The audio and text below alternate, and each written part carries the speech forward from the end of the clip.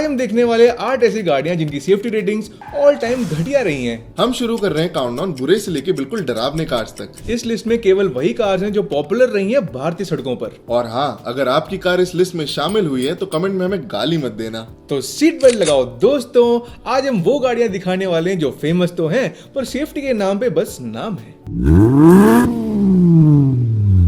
शुरू करने से पहले एनकैप सेफ्टी रेटिंग के बारे में ज्यादातर लोग को ऑलरेडी पता है, बट अगर आपको नहीं पता हो तो ये है quick refresher. NCAP safety ratings को अच्छे से समझने के लिए आपको बस 3 चीजें जाननी होंगी। एनकैप सेफ्टी रेटिंग्स हमेशा 5 स्टार्स की होती हैं और विभिन्न प्रकार की टेस्ट जैसे frontal crash, side impact, adult and child protection और पेडेस्ट्रियन सेफ्टी टेस्ट से निर्धारित की जाती है। नंबर 2, एनकैप रेटिंग वॉलंटरी होती है। अब आप सोच रहे होंगे भाई गवर्नमेंट एनकैप रेटिंग को मैंडेटरी क्यों नहीं कर देती? मैं बताता हूँ। भारत में जितनी भी गाड़ी आप खरीद सकते हैं वो सारी मिनिमम सेफ्टी रिक्वायरमेंट्स को ऑलरेडी फुलफिल करती है और ऐसा करना मैंडेटरी है। पर एनकैप सिर्फ मिनिमम सेफ्टी रिक्वायरमेंट्स तक लिमिटेड नहीं है, बल्कि उसके आगे बढ़कर काफी एक्स्ट्रा टेस्ट करता है ताकि कार की एक्चुअल क्रैश वर्दीनेस का पता चल जाए। और तीसरी चीज, कुल्फी की तरह एनकैप भी अलग अलग फ्लेवर्स में आती हैं, जैसे Latin NCAP, Japan NCAP, global NCAP और हमारी खुद की लेटेस्ट भारत एनकैप। ये सारे टेस्ट लगभग सेम ही होते हैं पर कुछ पैरामीटर्स अलग हो जाते हैं। फॉर एग्जांपल, जे एनकैप में क्रैश टेस्ट होती है 55 kmph में, पर जी एनकैप में क्रैश टेस्ट होती है 64 kmph में। तो results and points will very. इसीलिए इस लिस्ट में हमने सिर्फ जी एनकैप को ही कंसीडर किया है। सिर्फ यही नहीं, हर साल इनके टेस्ट थोड़े से चेंज भी होते रहते हैं। सो मामला क्लियर रखने के लिए हम इसकी टेस्ट की साल भी बता देंगे। नंबर 1, 2024 के अंत में मारुति ने एक बहुत बड़ा तहलका मचा दिया था। उसकी डिजायर जो काफी अनसेफ मानी जाती थी, उसके लेटेस्ट वर्जन की जी एनकैप रेटिंग थी फुल 5 स्टार्स। पर उससे पहले वाली जनरेशन मारुति डिजायर की बहुत ज्यादा बदनामी थी, स्पेशली सेफ्टी रेटिंग के मामले में। ऐसे भी क्या रेटिंग थी उसमें? पिछली जन मतलब 3rd जन मारुति सुजुकी की सेफ्टी रेटिंग थी जी एनकैप में 2 स्टार्स। यार इतनी भी कम नहीं है, सोशल मीडिया में इतना फैल गया था। आई थॉट इसकी रेटिंग 1 या 0 होगी। इसकी अडल्ट सेफ्टी स्कोर और चाइल्ड सेफ्टी स्कोर दोनों 2 स्टार है। फ्रंटल क्रैश में ड्राइवर और पैसेंजर के हेड एंड नेक सेफ थे, लेकिन इसकी चेस्ट प्रोटेक्शन थोड़ी वीक थी and most importantly body shell unstable निकली। इसी वजह से इस कार को सिर्फ 2 स्टार रेटिंग्स मिले। काफी लोगों को लगता है कि डिजायर तो अनसेफ है, मारुति है इसलिए थोड़ा एक्स्ट्रा पैसे लाके होंडा की अमेज ले लेते हैं। पर अगर मैं बताऊं कि उस निर्णय का कोई मतलब नहीं था तो? क्या बोल रहा है भाई? होंडा कहाँ, मारुति कहाँ? 2024 ग्लोबल एनकैप में सेफ्टी रेटिंग देखा जाए तो होंडा में इसकी सेफ्टी रेटिंग थी 2 स्टार्स फॉर एडल्ट्स, लगभग डिजायर जितनी। अरे ये क्या मजाक है भाई? हाँ, सिर्फ ये नहीं, पिछली जनरेशन होंडा में इसकी चाइल्ड सेफ्टी रेटिंग थी, wait for it, 0 stars. Global NCAP के अनुसार इस टेस्ट में 18 मंथ बेबी की सीट को एडल्ट सीट बेल्ट से लगाया गया था, लेकिन फ्रंटल क्रैश में बच्चों को उड़ते हुए जाने से रोक नहीं पाया। इसी वजह से इसको 0 पॉइंट्स मिले चाइल्ड सेफ्टी में। इसका मतलब 2024 की Dzire was safer than the 2024 Amaze. Exactly. अगली गाड़ी एक काफी वियर्ड केस है। किया कैरेंस को मिली थी 3 star rating, which is not bad, है ना? Of course 3 star is okay. हाँ, बहुत बढ़िया नहीं है बट बेकार भी नहीं है। गाड़ी पसंद आ गई तो ले ही लेंगे। आई थिंक सेफ्टी कंसर्न नहीं होनी चाहिए 3 स्टार में। बट कैरेंस की कहानी में एक ट्विस्ट है। ये वाली व्हीकल आइडेंटिफिकेशन नंबर देखो, सिर्फ इसके बाद के सारे कैरेंस 3 स्टार रेटेड है। और इससे पहले के बने कैरेंस जिनके VIN नंबर यहाँ से शुरू होके यहाँ पे खत्म होते हैं, मतलब लगभग 44,000 गाड़ियों की जी एनकैप रेटिंग है 0 फॉर एडल्ट्स।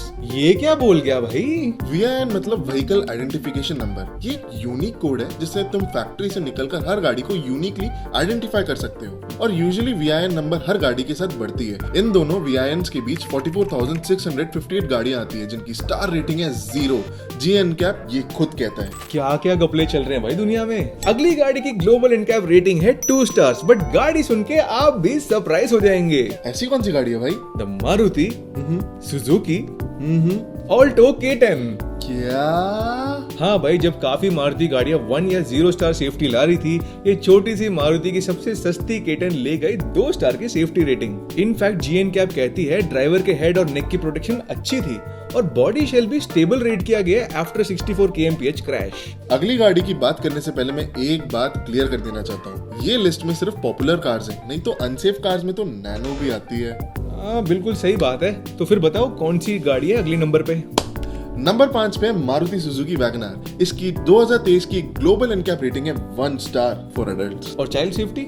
चाइल्ड सेफ्टी की तो और भी बुरा हाल है, 0 स्टार्स। ये क्या हाल है भाई, वैगनआर तो इतनी पॉपुलर कार है, लोगों की पहली चॉइस है आजकल, खासकर उबर और ओला में। जी एनकैप के अनुसार वैगनआर में अडल्ट ऑक्यूपेशन प्रोटेक्शन वीक है और चाइल्ड प्रोटेक्शन के लिए प्रॉपर अरेंजमेंट ही नहीं है। आइसोफेक्स माउंट्स भी नहीं है। 64 kmph की क्रैश में बॉडी शेल काफी अनस्टेबल हो जाती है। इसका मतलब ये कह सकते हैं कि पॉपुलैरिटी और सेफ्टी में कोई कनेक्शन नहीं है। नंबर 6 पे है दो गाड़ियां, स्विफ्ट और एस्प्रेसो। दोनों की 2022 ग्लोबल एनकैप रेटिंग है 1 स्टार फॉर एडल्ट्स। और चाइल्ड सेफ्टी स्विफ्ट में 1 स्टार है और एस्प्रेसो में 0 स्टार्स। स्विफ्ट तो यूथ की फेवरेट कार है और कितनी स्टाइलिश लिखती है, पर सेफ्टी के मामले में बिल्कुल यार, स्विफ्ट को देख के ऐसे लगता है कि परफॉर्मेंस कार है, लुक्स भी टॉप नॉच है, पर जब क्रैश टेस्ट की बात आती है तो रियलिटी चेक हो जाती है। एस्प्रेसो की कंडीशन भी सेम ही है। मतलब ये दोनों मारुति की गाड़ियां सेफ्टी के मामले में बिल्कुल डिसअपॉइंटिंग है। वैसे मैं एक बात क्लियर करना चाहता हूँ, ये रेटिंग है 3rd जनरेशन स्विफ्ट की, मतलब पुरानी वाली स्विफ्ट।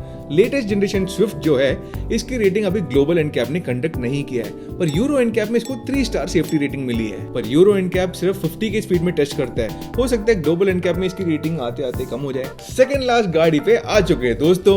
अगर आपको लगता है कि बड़ी गाड़ियां मतलब ऑटोमेटिकली सेफ्टी ज्यादा है, तो इससे ज्यादा गलत असम्पशन हो ही नहीं सकता, क्योंकि अगली गाड़ी एक बॉडी ऑन फ्रेम एसयूवी है, जिसकी वेट है लगभग 1800 किलो। महिंद्रा की तो नहीं है? यस, आई थिंक मुझे पता है कौन सी गाड़ी है ये। The Mahindra Bolero neo.